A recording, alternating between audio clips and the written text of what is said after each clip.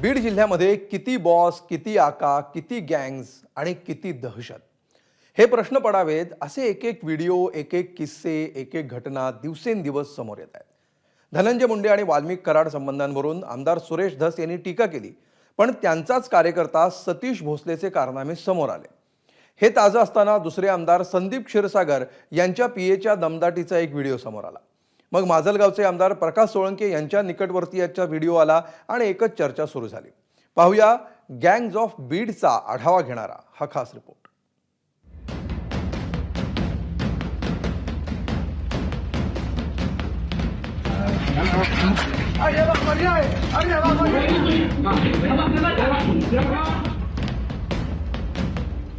एक नाही, दोन नाही, तीन नाही, तर रोज एक गँग आणि त्याचा आकाश समोर येतोय.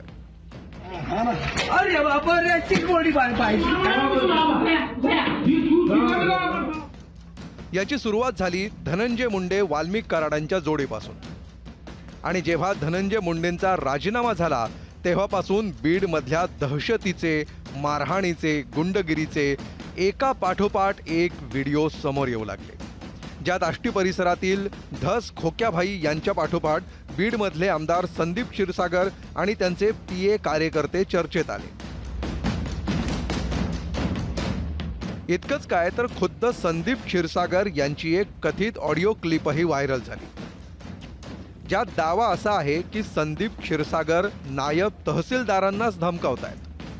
आणि जेव्हा माध्यमांनी त्यांना धमकी प्रकरणावर प्रश्न विचारले तेव्हा त्यांनी ऑडिओ त्यांचाच असल्याची कबुली दिली आणि नवाच दावा केला. मला हे लक्षात येत नाही की अचानक कालपासून काय हे न्यू म्हणजे ही टी व्हीवरती आली किंवा त्याच्यावरती मी उत्तर दिले, इलेक्शनला ह्याच्यासमोर बोललो, तुमच्या लक्षात येते. माझा प्रश्न असा आहे की कालपासूनच ह्या सगळ्या गोष्टी का होतात. पण हे अचानक जे काही होतंय, फक्त उद्या बघा हेरिंग आहे या संदर्भातली वाल्मिकरांची, याच केसच्या संदर्भात. कुठंतरी आमचा फोकस किंवा मीडियाचा फोकस कुठेतरी वळावा, हे ह्याच्या मागचं कारण. आता प्रकरण केव्हाचंही असो, धमकी ती धमकी. बरं, याच बीडच्या प्रकरणामध्ये आणखी एकाचा समावेश झाला, ज्याचं नाव आहे सुशील सोळंके.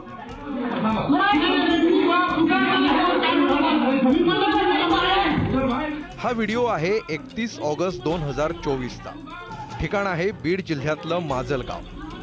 एका मल्टी सर्व्हिसेस चालकाला एकदम मारहाण करणारा हाच सुशील सोळंके माजलगाव पंचायत समितीचा माजी उपसभापती आणि आमदार प्रकाश सोळंकेंचा निकटवर्ती आहे. इतका जवळचा की ही मारहाण केल्यानंतर त्यानं आमदार प्रकाश सोळंकेंना फोन केला आणि बहुतेक त्याचमुळे की काय पोलिसांच्या कोणत्याही कारवाईशिवाय घरीही परतला.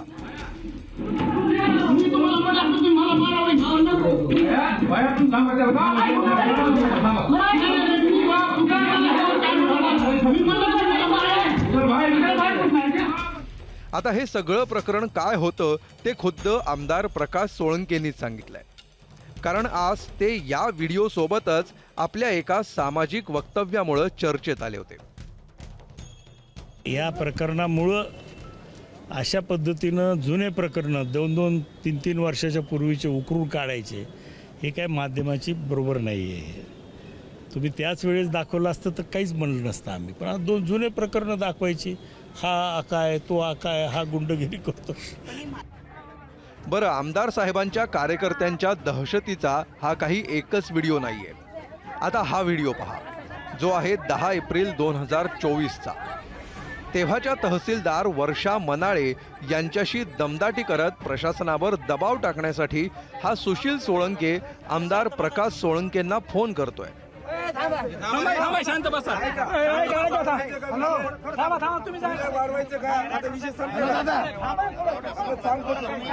एवढी दहशत झाली, ही रात्री नाईट पेंट घालू वाळवाल्याकडून हप्ते घ्यायला फिरती. कुठे मारहाण, कुठे दमदाटी. दोन्ही व्हिडिओत सुशील सोळंकेंची दहशत दिसते. त्यावर आमदार प्रकाश सोळंकेंनी आपली बाजू मांडली आणि सामाजिक कार्यकर्त्या अंजली दमान यांनी एक पाऊल पुढे जात गंभीर चिंता व्यक्त केली. अतिशय मला पूर्ण तिथली कल्पना दिली आणि इतकी भयान होती ती. सगळीकडे आमदार, पॉलिटिकल पार्टीज सगळ्यांच्या या टोळ्या आहेत आणि हेच बंद करण्याची गरज आहे. आपला लढा हा सगळा दहशतवाद बंद करण्यासाठी आहे असं मी तेव्हापासून म्हणतो. आता गेल्या 4 दिवसांमध्ये समोर येणारे हे व्हिडिओ म्हणजे निव्वळ योगायोग म्हणावा की आमदार सोळंकेंनी केलेला दावा खरा मानावा.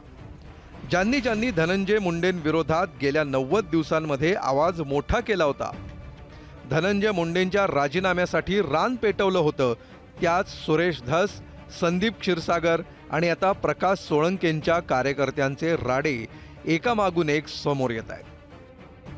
त्यातून एक प्रश्न मात्र नक्कीच उपस्थित होतोय, तो म्हणजे बीडच्या राजकारणात आता नेता बनायचा असेल तर एक आका आपल्या गटात ठेवावा लागतोच का? गोविंद शेळकेसह ब्युरो रिपोर्ट, एबीपी माझा. एबीपी माझा, उघडा डोळे बघा नीट.